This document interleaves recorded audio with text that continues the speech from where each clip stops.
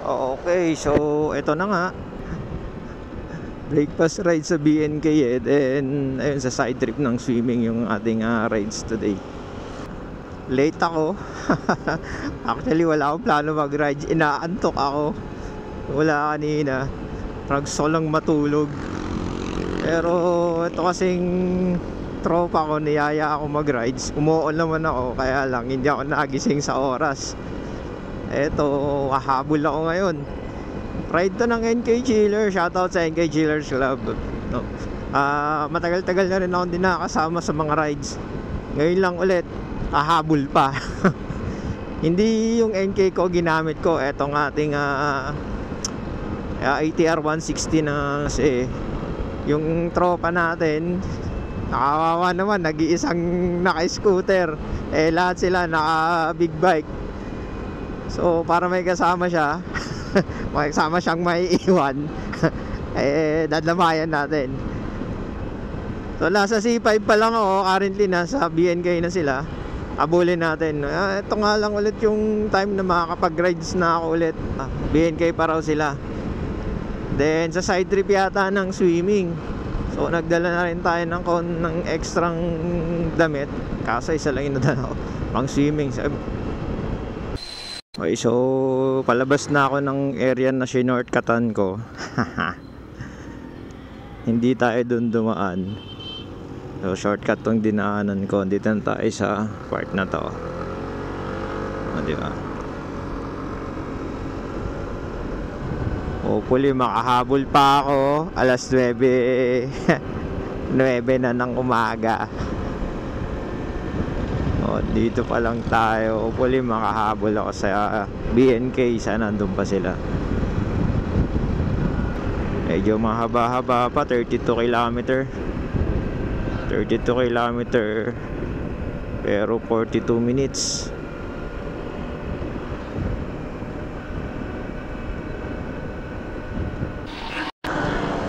Ay, sarap talaga mag-rides. Minsan masarap mag-solo rides oh. Kontrolado mo yung takbo mo, yung oras mo, yung bilis mo. Pag gusto mong uminto, okay na okay, walang problema eh. So mga ilang minutes pa ba? 31 minutes pa bago ako makarating ng BNK. Sabi ni Jojo, maliit yung gamitin ko, pero sinabi ko sa kanya yung malaking motor ang gagamitin ko. Siyempre pinaprank ko lang siya. Kawawa naman yung tropa natin pagka mag-isa niya lang naka-scooter. Dadamayan na natin. Ako man, ayoko maging mag-isang mag-scooter. Activate natin yung power packet eh. You know.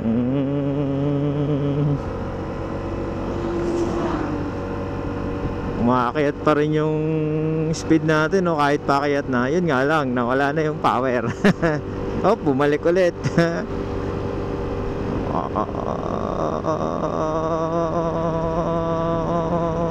Lakas talaga ng ATR. Sarap. Panalo. First ride ko nga pala to na inakyat yung ating ATR 160 dito sa Marilaki. Ay hindi, ni-ride ko na rin pala to before. Kailan ba yun? Nakalimutan ko na, pero first ride ko pa lang yata to sa ATR 160 ko dito sa Marilaki.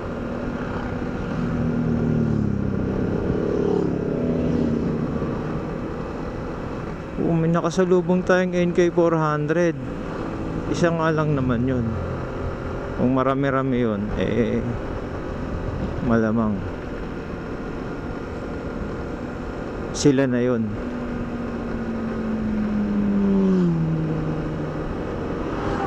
Pababa na sila, pakyat pa lang ako.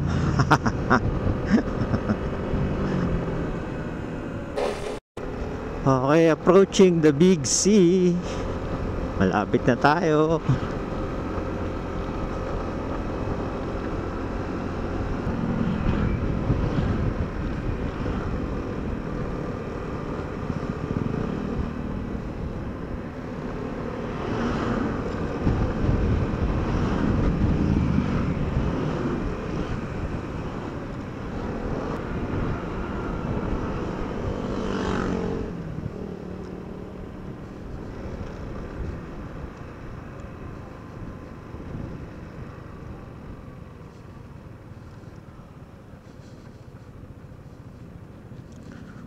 Anong meron?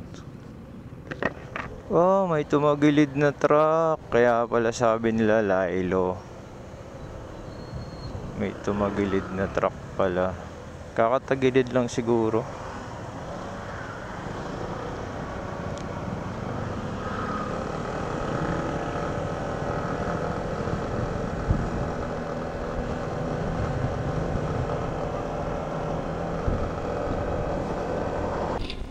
Ganda ng view ngayon dito ha. Nilinis nila yung gilid.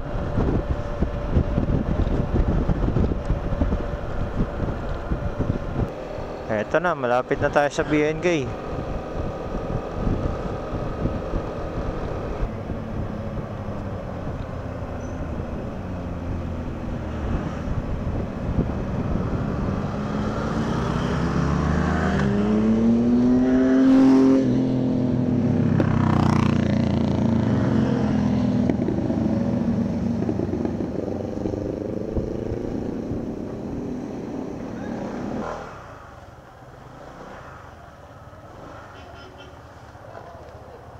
Meron ba dyan?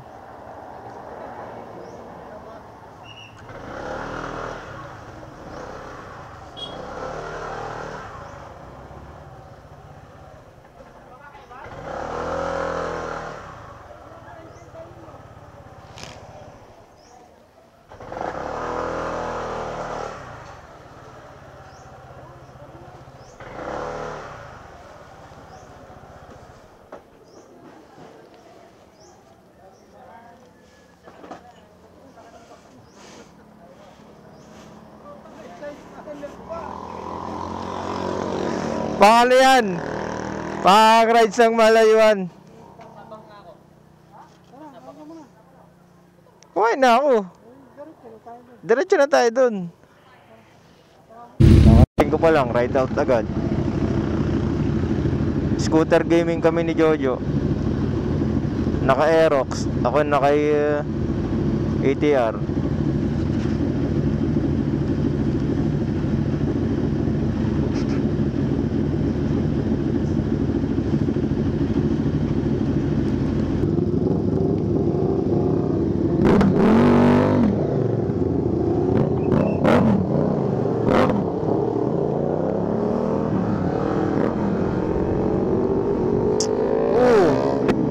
Tayo, bibilis lang mga to.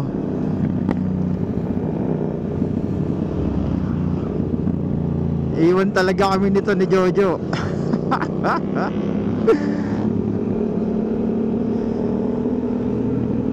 Magsa-side trip ng swimming.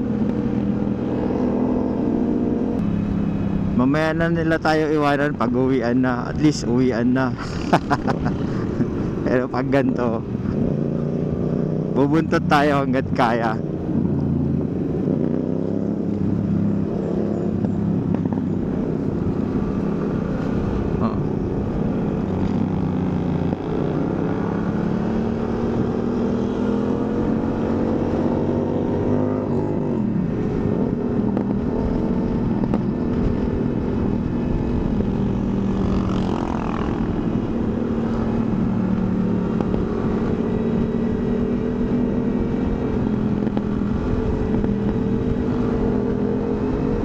Si Jojo nagpahuli. Mas medyo makakahabol si Jojo kaysa sa akin. Patak to sa bengkingan eh.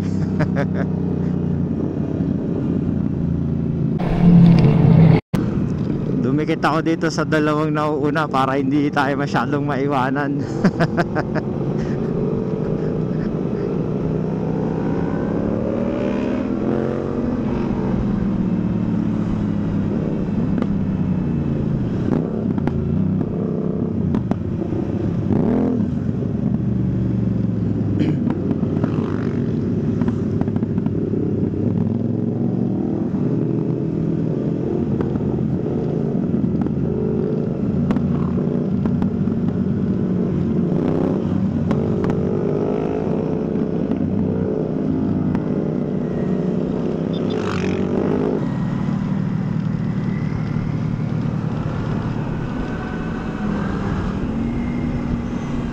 Yan ang di na natin kayang unahan. Uy, may tumagilid na naman dito na truck. Ba't naman ganon?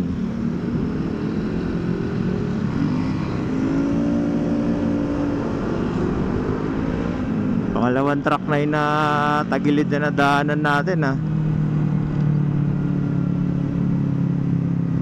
Mahirap unahan yung truck, mahaba masyado.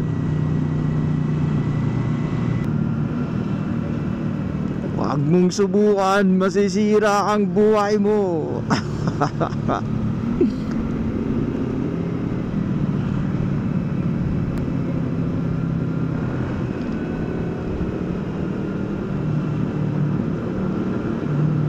Malapit ko na kayanin, konti na lang. Konti na lang ang lulusutin natin to.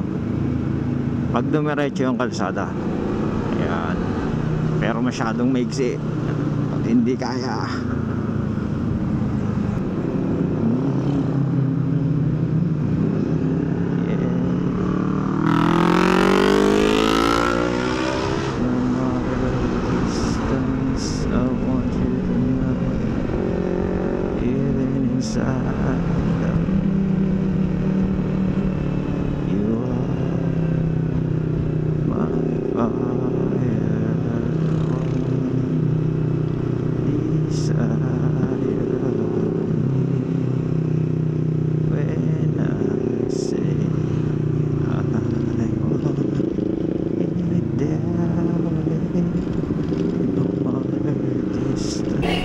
Tayong option ngayon kung di tutukan natin to si John Larry, hindi natin alam yung daan eh.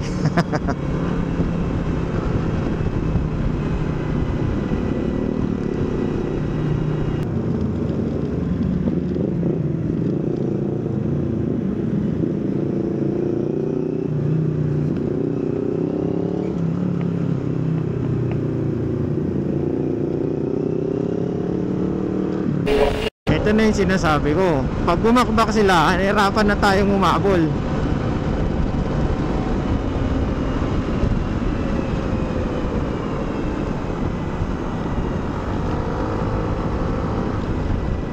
Tayo kahit konti, kahit papaano.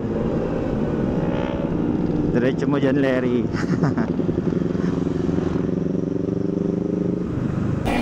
Pak na yung dalawa sa dulo. Si John Larry kalmado lang. Sa kanya na lang tayo dumikit.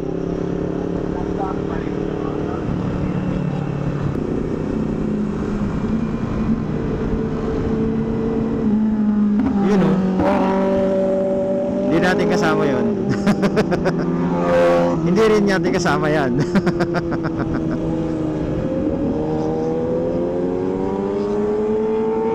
Sarap ng naka big bike.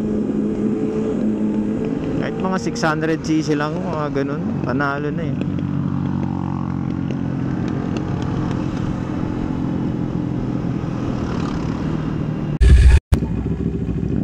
O diba, hindi tayo naiwanan. Grabe yung balete na to. Inate yung daan, nakakatakot yung daan.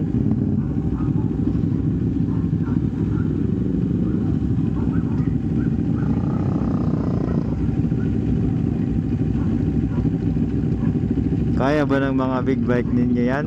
Daan? Bahala kayo, basta ako hindi ako.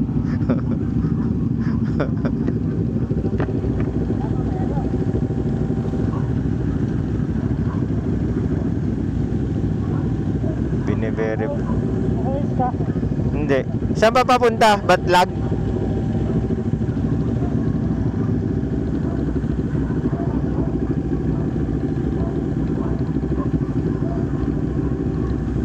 Baka mamaya may trekking yung pupuntahan namin eh.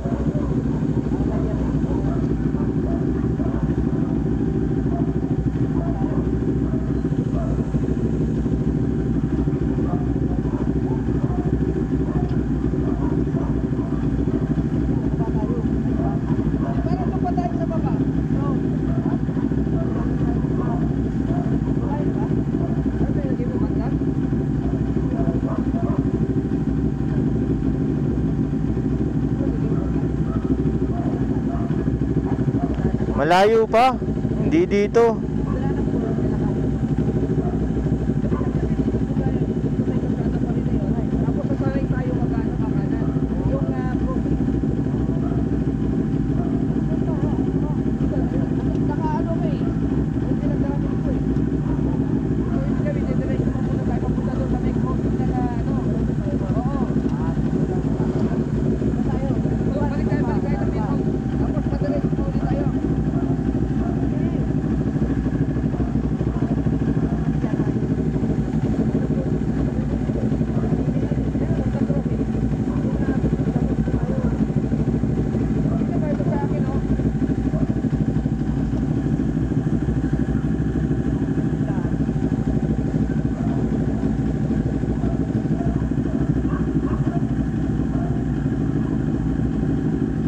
Oh, sapo na. Naligaw.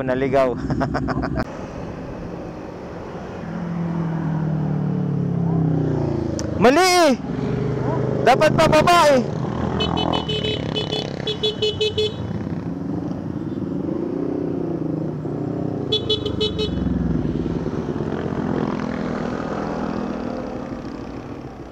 Dapat pababa eh. Akala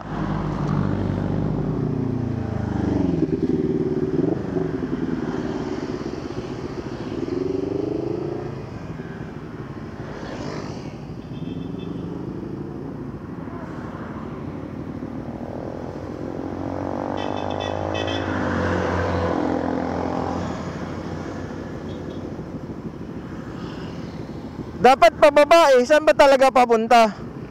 Kung babalik tayo sa pinuntahan natin kanina, pataas.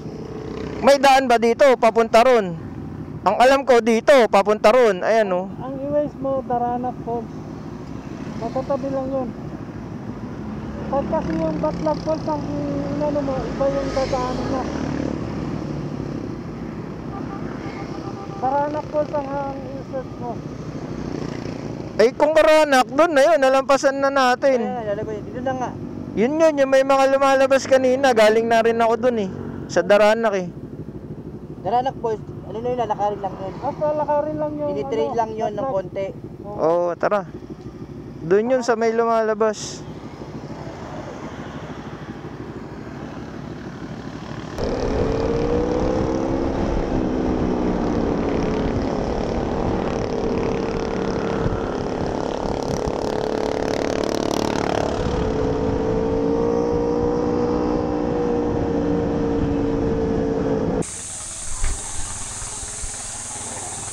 Swerte lang dito tayo nakapag-park sa pinaka-front.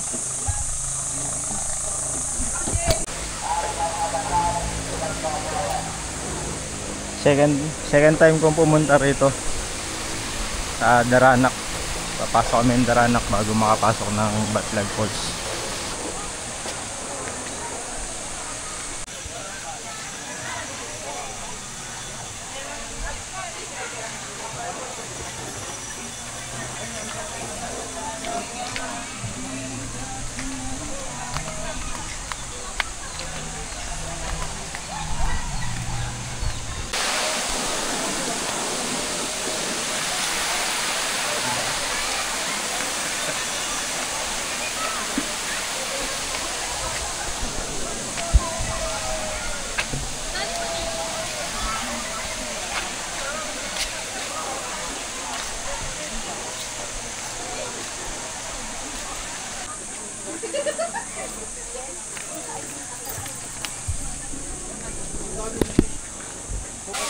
Nahanap ni Jojo yung kasama namin, kaso hindi namin sila mahanap.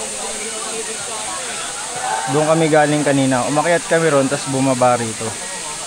Sa kabilang side, may swimming pool sa kabilang side nun.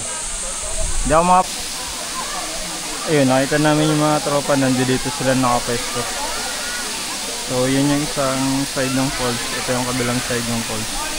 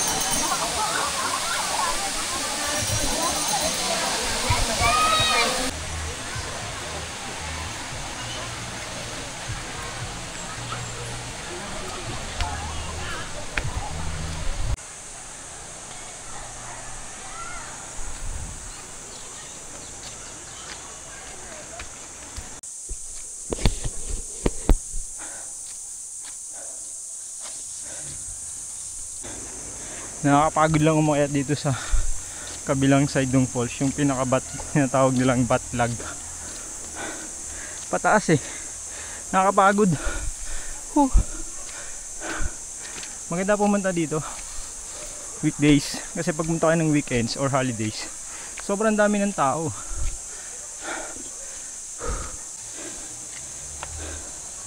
Last more steps. Nasa taas na tayo.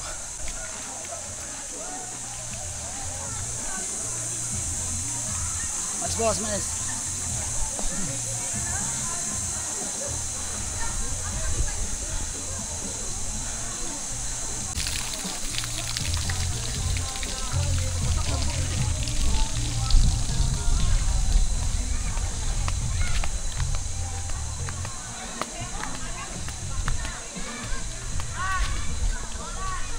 Oh.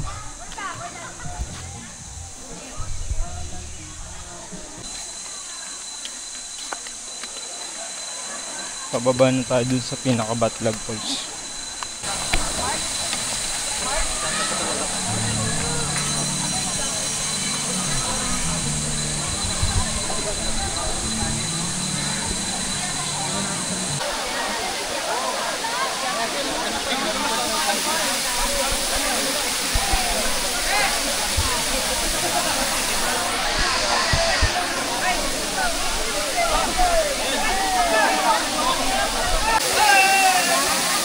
Ay, sa dulo.